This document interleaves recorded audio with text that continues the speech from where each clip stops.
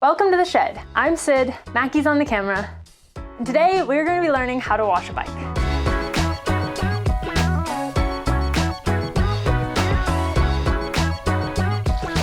I didn't have that on all the way. Okay.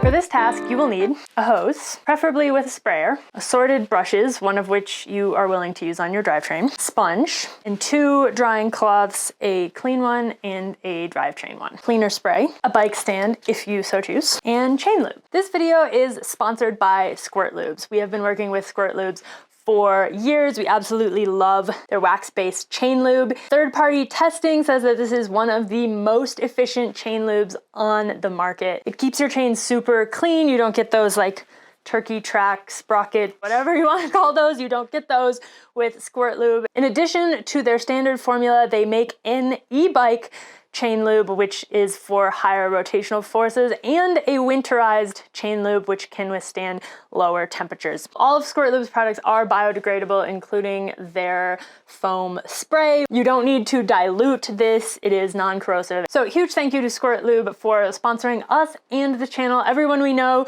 who has made the switch to Squirt Lube has never gone back. If you want to try out Squirt Lube, we do have a discount code for all of you, which we'll put on the screen right now. There will also be a link in the description of this video. We've taken you guys out of the shed for the first time ever on this channel. The snow is gone, except for that and that. It's mostly gone. I'm wearing a t-shirt. It's great. It's a little windy, so we've got the dead cat. Hopefully it doesn't sound awful. Way back when, before everyone was a YouTuber, we had these and we stuck them on our GoPros.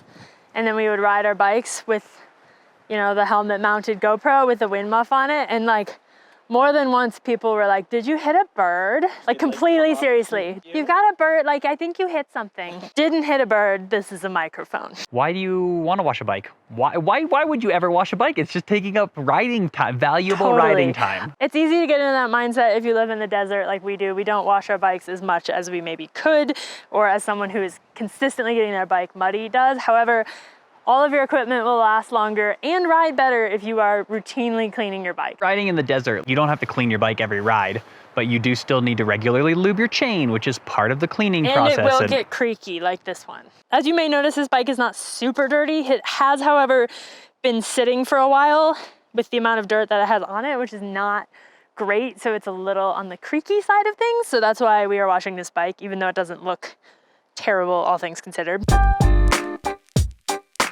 The first thing we're gonna do is spray this bike down thoroughly. If you have a very muddy bike, especially if you have let mud get dried on your bike, which you should never do, but woo! I didn't have that on all the way.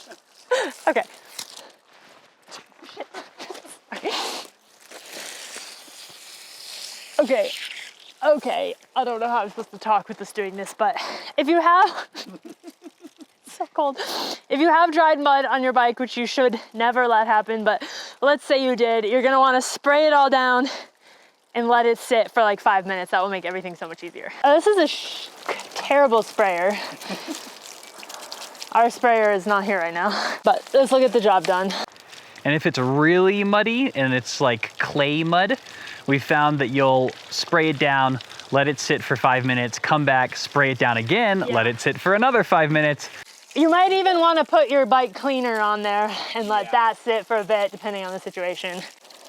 All right, so I'm gonna leave that for a second, and now that I've gotten it all wet, I'm gonna fill up this bucket just by putting that in there. So we are gonna use a bucket to kind of sponge off a bike. Obviously, you can just use a sprayer. I think you end up using less water if you use a bucket. If you live in the desert and you have water concerns, like we do, a bucket is your best friend. Or if you live somewhere where you don't have an outdoor spigot, you can do all of this by filling up a bucket, washing off, you know, sponging off to get it wet, but it's not as good. Hoses are great. We want to build a super sick like bike wash there with like a drainage system and everything, but we haven't done that yet. We didn't let this sit for that long, but obviously it's like also not that dirty. So I'm gonna give it a pretty solid squirt off. Some of the places that you want to not forget about are like the crown of your fork, also up in here, can get dirty, your hubs, the brakes, and the infamous behind it of the saddle. I feel like there have been some times when my bike is really muddy that like I clean everything off and then go to pick it up and just get like a handful of mud. We're also gonna give the drivetrain a good soak.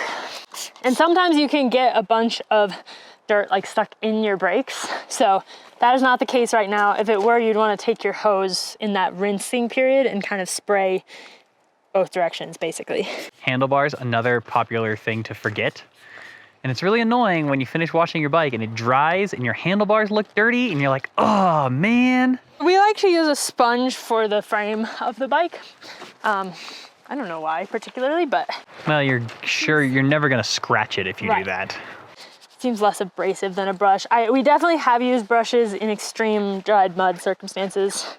Like I said, we never let mud dry on our bikes, except for all the times that we do. Sometimes you have to get a brush involved and it probably won't scratch anything. But I feel like a good sponge like this is just really satisfying to work with.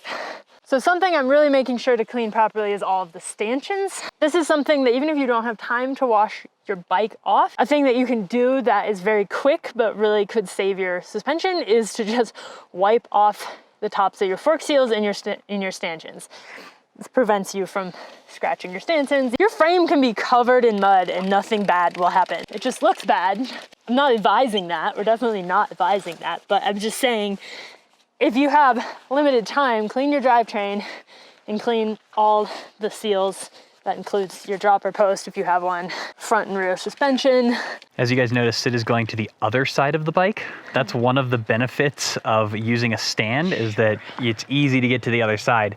If you don't and you're just leaning your bike like against a wall, turn your bike around before you finish because it's really easy to feel like you've cleaned the back and then have like not cleaned the back at all. Yeah, and just have one entire half of your bike that's dirty, which is really annoying. Found grass. Grass? Like a whole tree in here. So, what are your thoughts on washing wheels and tires? It's a controversial.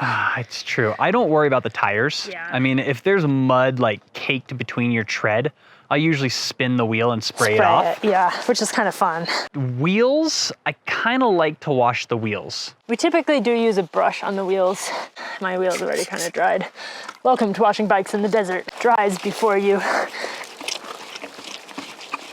You can be as obsessive compulsive about this if you want. We are not generally because washing time takes away from riding time. Tires, I feel like is a super frustrating thing because you'll get it all wet and you'll be like, my tire is clean. And then it dries. Yeah, it's not clean anymore. But here's a hot tip. If you ever have to go to New Zealand, put new tires on your bike because it is not worth the hassle of getting stuck in customs and having to scrub your tires off to the standards of New Zealand customs, which are very high. We had literally only ridden the bikes once because we were like, we're not allowed to bring muddy bikes in. But when the tires dry, they look kind of dirty. I mean, they just look like this basically. So basically what we had to do is we had to get them wet for the customs official. And then he was like, oh, they're fine. We're like, no, they just look fine because they're wet, but whatever. So let's just get out of here before this dries. Get in here in my hubs. Yeah, that's another easy spot to miss is in your hubs, which once again, doesn't matter if your hubs are dirty, but if you want your bike to look really clean, wash your hubs. Wash your hubs, kids. We need to get in here.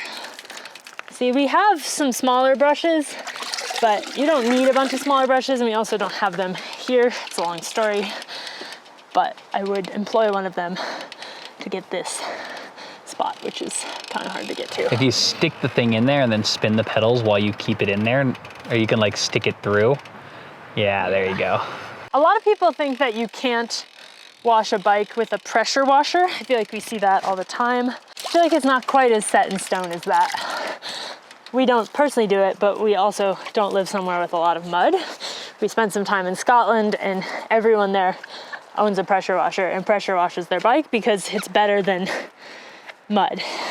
And your bearings already don't last there, so. The key with pressure washing is you want to stand back so that you're not like putting a ton of force on the bearings. And you want to employ the trick we talked about of like spraying it down and letting it sit for a while if the mud's caked on. Because that's usually when people use a pressure washer is to like get mud that's caked on. Well, if you have mud that's caked on, spray it, let it sit, spray it, let it sit, and then you don't have to like power wash your bike.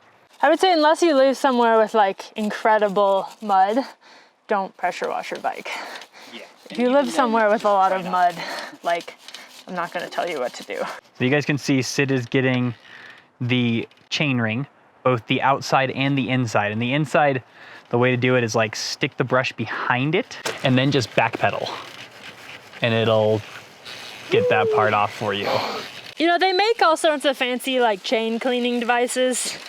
We used one for a bit. I don't think it's totally necessary. I mean, they're nice, but Doesn't need to be your first purchase. yeah. Like, you're better off purchasing a decent set of brushes and towels and a hose.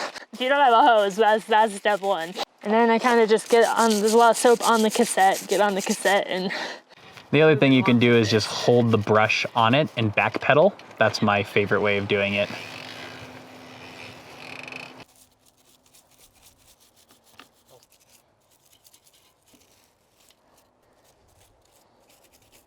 This bike is literally dry already, but we're still gonna rinse it off. I'm not entirely satisfied with my job here, but you can get really obsessive about cleaning your bike, but at the end of the day, like, a little bit of effort goes a long way. You touched on it already, but like, what are the most important things to focus on for like keeping your bike functioning well?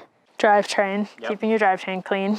That would be both efficient and last longer. So money saving and watch saving. And then suspension, for sure. Anything that goes up and down, suspension, dropper post, shock, fork, yeah.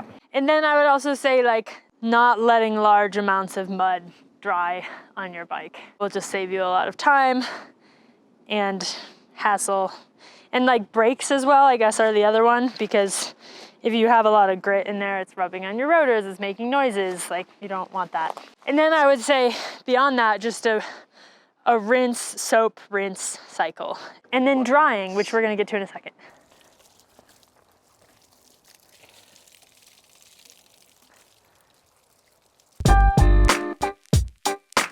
Okay, actually it's not the final step, the penultimate step. I like that word. It's a big word. The penultimate step is drying your bike.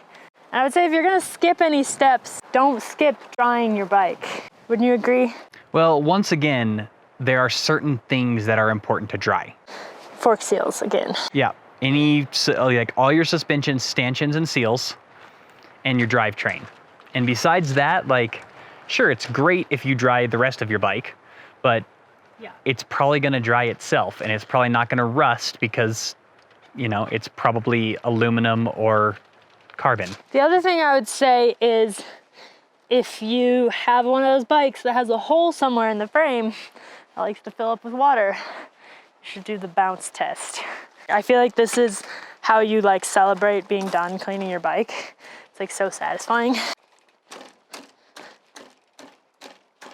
It's so fun. This bike does not have a major issue with filling up with water, but I feel like we've had some bikes in the past where you do this and it would just like gush out of the frame. Do the bounce, shake off that water, use your clean towel on your frame and your handlebars and your stanchions and everything except for your drivetrain. We do not worry about drying off the wheels and tires. I mean, maybe the wheels, but not the tires. Once again, the thing to focus on for performance, like your bike working well, is suspension and drivetrain.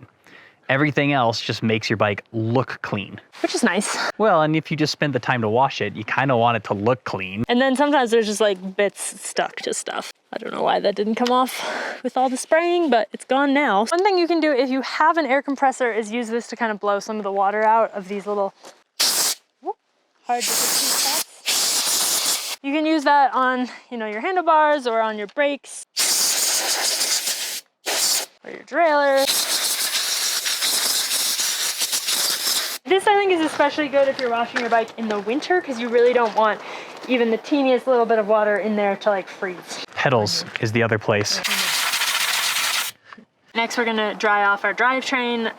Of course you want to be using a different rag just like you're using a different brush. I'm gonna grab the chain and just dry that pretty thoroughly. As you can see, it's making my rag pretty dirty, so that's why you use a different rag. I like to kind of pinch the pulley wheels on one side Watch your fingers. One other trick for getting water out of the cassette is just backpedal really fast. The last thing we are going to do is apply chain lube. This is Squirt's long-lasting chain lube.